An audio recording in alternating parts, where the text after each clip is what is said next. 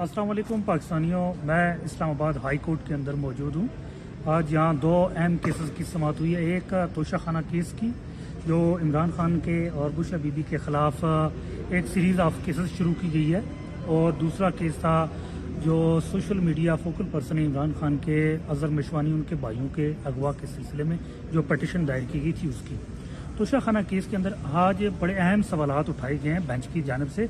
Bench justice मियां गुल हसन औरंगज़ेब और justice Babar Sattar साहब पे मुश्तमल है। उन्होंने आज सबसे पहले नायब से ये सवाल उठाया है कि नायब की जानिब से ये कहा गया कि इमरान खान ने और बुशरा बीबी ने इन्वेस्टिगेशन ज्वाइन नहीं की। ये सबसे पहला झूठ बोला गया। 14 जुलाई को जिस दिन रिमांड दिया गया अडयाला जेल के अंदर अतवार वाले दिन, तो मैं खुद वहाँ मौजूद था जब खान साहब ने और बुशरा बीबी ने साथ वाले कमरे के अंदर इन्वेस्टिगेशन ज्वाइन की, और बीबी साहिबा ने पहले ज्वाइन की, उसके बाद खान साहब ने ज्वाइन की। नंबर 1। उसके बाद भी नायब की टीम जब गई है वो बार बार वही सवालात रिपीट करके सेम वही क्वेश्चन बार बार पूछते थे, और बार बार उन्होंने बड़े तामुल से और बड़ी तदब्बर से और बड़ी बुर्दबारी से उसके जवाब दिए। लेकिन नायब ने यहाँ ये मौक़िफ़ लिया कि वो इन्वेस्टिगेशन ज्वाइन नहीं की, तो ये पहला झूठ बोला।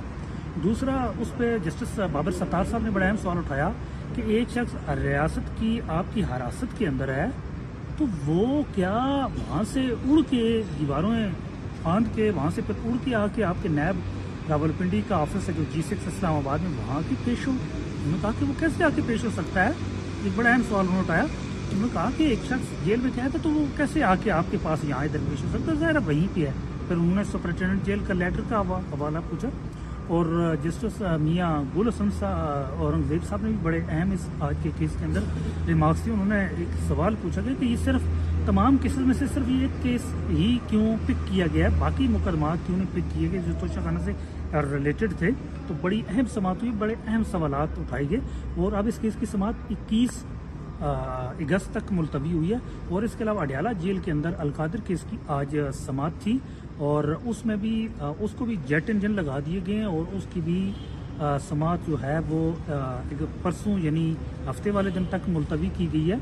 उसके अलावा आज काजी फाइज ईसा ने सुप्रीम कोर्ट के अंदर अपने जो पोजीशन है, अपना जो अख्तियार है, अपना आइन के अंदर उसका जो फ़र्ज़ है और जो उसका हलफ है उसकी खिलाफवर्जी करते हुए अलकादिर केस के ऊपर रिमार्क्स दिए हैं। जो चोरियां, डकैतियां, लुटेरियां हुई हैं उस पर काजी का कोई रिमार्क्स नहीं आएगा। इलेक्शन कमीशन ने जो डकैतियां डाली हैं उस पर कोई भी वो रिमार्क्स नहीं दिया, लेकिन उसने अलकादिर केस के ऊपर रिमार्क्स दिए। मुनाल के केस कोई है, सवाल गंदम जवाब चना, तो ये काजी ने आज किया। उसके अलावा अज़हर मशवानी के भाइयों के केस की समाअत थी जस्टिस मियां गुल हसन औरंगज़ेब साहब के पास। उन्होंने मंगल वाले दिन तक टाइम दिया है कि कुछ न कुछ करके आप रिपोर्ट पेश करें। तो इंशाल्लाह उम्मीद है कि अज़हर मशवानी और उनकी फैमिली जो गुज़िश्ता साल मार्च से ऑनवर्ड बड़े तकलीफ़ और सिलसिले से गुजर रहे हैं, अज़हर मशवानी खुद अगवा रहे, फिर उनके भाई बार बार अगवा किए गए, उनके वालिद साहब को अगवा किया गया। मेरे ख्याल से ये ख़ानदानी अगवा की एक वाहिद मिसाल है अज़हर मशवानी की फैमिली, जिसमें पूरे के पूरे ख़ानदान को ही अगवा किया गया। तो इंशाल्लाह जो ये जुल्म और जबर की रात है, तो इंशाल्लाह ज़रूर एक दिन इसके ऊपर सुबह ज़रूर तलू होगी और ये अपने अख्ताम की तरफ जाएगी। लेकिन आपने भी खड़ा रहना है, और कल जिस तरह आपने 13 अगस्त और 14 अगस्त की रिलीज़ निकाली है और आपने बड़ी तादाद में आप बाहर निकले, तो एक खौफ तारी हो चुका, और ये खौफ आपने बरकरार रखना है। बहुत शुक्रिया।